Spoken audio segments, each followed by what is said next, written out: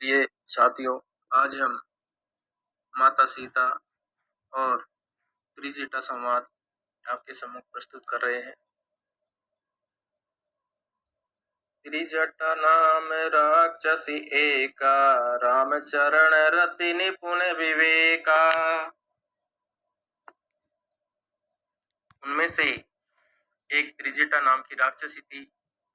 उसकी रामचंद्र जी के चरणों में प्रीति थी और वह विवेक अर्थात ज्ञान में निपुण थी। राम चरण रति निपुण विवेका, रामचंद्र के चरणों में प्रीति थी और वह ज्ञान में निपुण थी। सबनहु बोली सुने सी सपना, सीतई से ही करऊं हित अपना। और उसने सबको बुलाकर अपना स्वप्न सुनाया और कहा, सीता जी को सेवा करके अपना कल्याण कर लो। सपने बानर लंका जारी, जातु दान सेना सब मारी।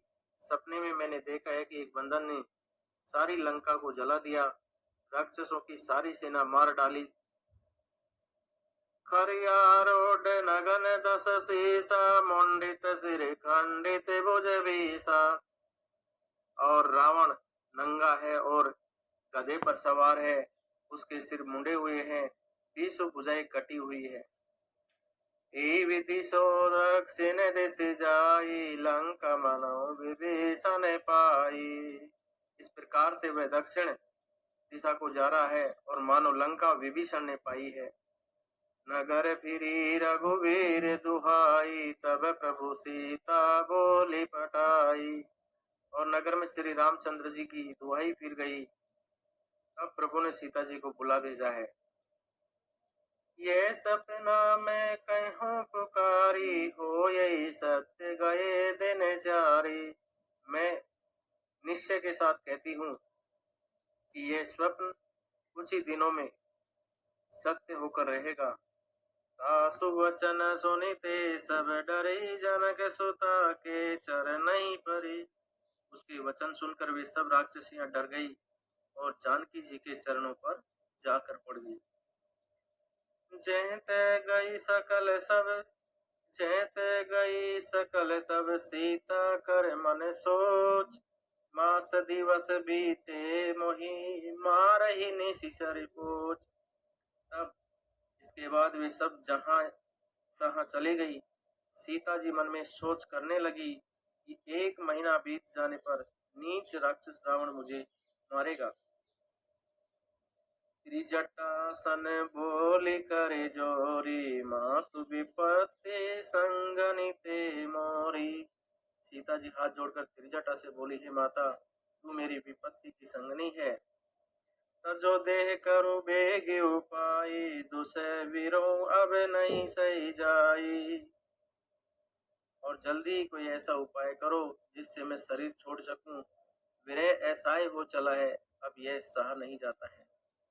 आनी काटे रचो चिता बनाई, माँ तो अनल पुनि देहि लगाई।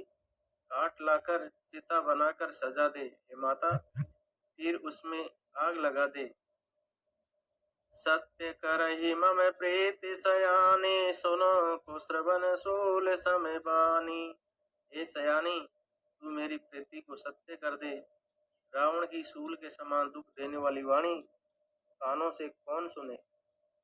सुनत वचन पद गए समुझायसी, प्रभु प्रताप बल सुजसु सुनायसी। सीता जी के वचन सुनकर त्रिजटा ने चरण पकड़कर उसे समझाया और प्रभु का प्रताप बल और सुयश सुनाया। उसने कहा, हे कुमारी, निशि ने अनल मिली सुनो कुमारी, हस कहीं सो निज भवन सिधारी। सुनो, रात्रि के समय आग नहीं मिलेगी। ऐसा कहकर वह अपने घर चली गई। कैसीता विधिवा प्रतिकूला, मिलई न पावक मिटई न सूला। सीता जी मनी मन कहने लगी, क्या करूं, विधाता ही विपरीत हो गया। न आग मिलेगी और न पीड़ा मिटेगी। देखियत प्रकट गगन अंगारा, आवनि न आवत एक तारा। और आकाश में अंगारे प्रकट दिखाई दे रहे हैं, पर पृथ्वी पर एक भी तारा नहीं आता। पावक में शशि श्रवतन आगे, मानव मोहि जाने हते बागी। चंद्रमा अग्नि में है, किंतु वह भी मानो मुझे हतभागिनी जानकर आग नहीं बरसाता। सुनई विनय मम विटपे अशोका, सत्य नाम करो हरु मम शोका। ये अशोक वृक्ष मेरी विनय सुनो, मेरा शोक हर ले और अपना अशोक नाम सत्य कर दे। नूतन किसले अनल समाना, दे अग्नि जनि करहि निदाना। तेरे नए नए कोमल पत्ते अग्नि के समान हैं। नूतन किसले अनल समाना, अग्नि दे विरह रोग का अंत मत कर, अर्थात विरह रोग को बढ़ाकर सीमा तक न पहुंचा। देखी परम विराकुल सीता, शोषण शोषण कपई कलप समय बीता। सीता जी को विरह से परम व्याकुल देखकर वह क्षण हनुमान जी को कलप के समान बीता।